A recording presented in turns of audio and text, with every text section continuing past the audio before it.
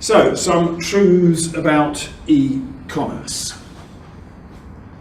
Before trading online, just some pointers. You may well be aware of many of these things. There's a potential really serious reputational conflict because the trading online is all about price. And with price comes an implication around quality. Yeah? Now you're positioning yourself on one hand and suggest as a trusted quality provider of expert services. Does that sit well with being seen online as an inexpensive, possibly lowest priced trader? It's up to you to make the decision as to how well those two things can fit together, but I think there's a bit of a conflict in there. That doesn't mean you can't do it. You might need to think about different brands. And you might think about going on the internet as two different organisations. That would be a way around that. And another thing to remember, sales, it's not the same as selling personally, it's not the same as selling one-to-one. You know, sales tend to be quite transactional.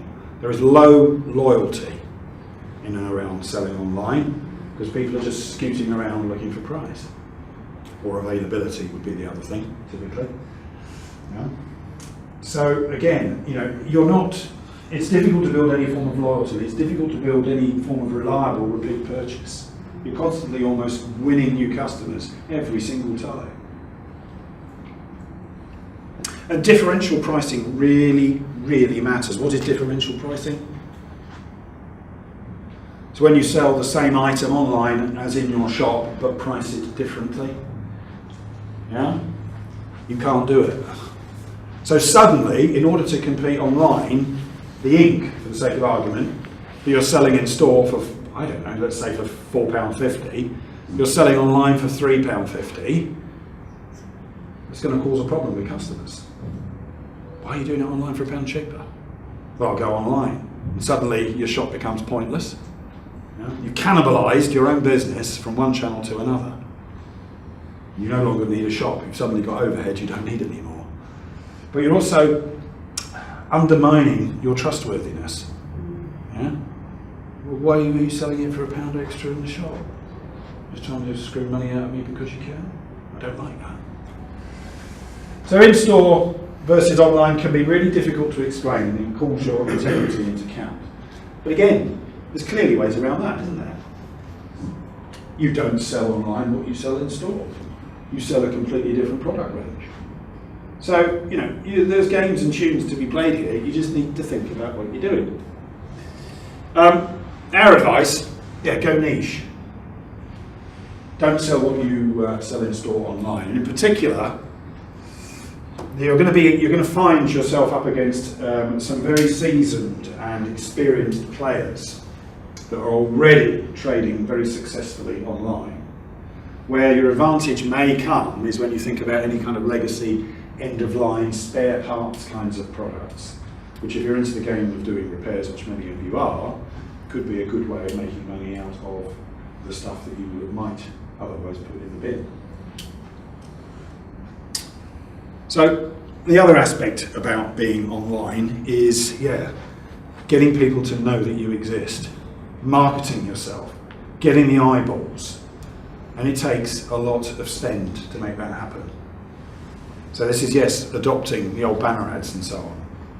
Come to my platform. So unless you can throw enough money at that, it's going to be difficult. It's going to be difficult to generate adequate traffic to get any kind of meaningful conversion. And as I've said before, the returns may not be worth the effort. This is the chart I referred to earlier. 2010 figures from the Office of National Statistics.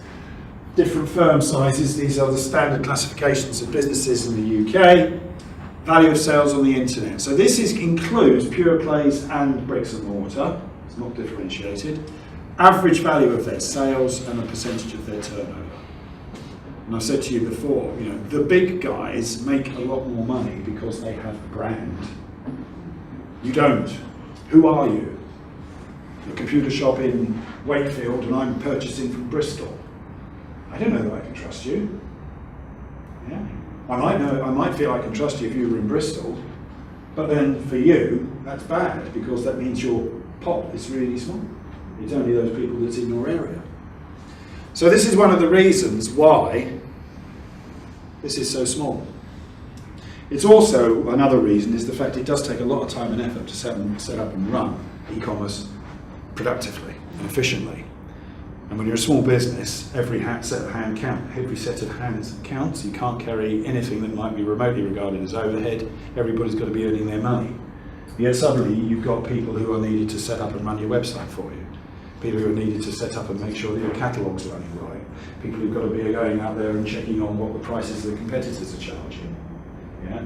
People who've got to be going on out there and looking at, and so on and so forth. There's a lot of research involved. Because information is so freely available on the web, you've got to keep on top of it. Because your customers can find it just as easily.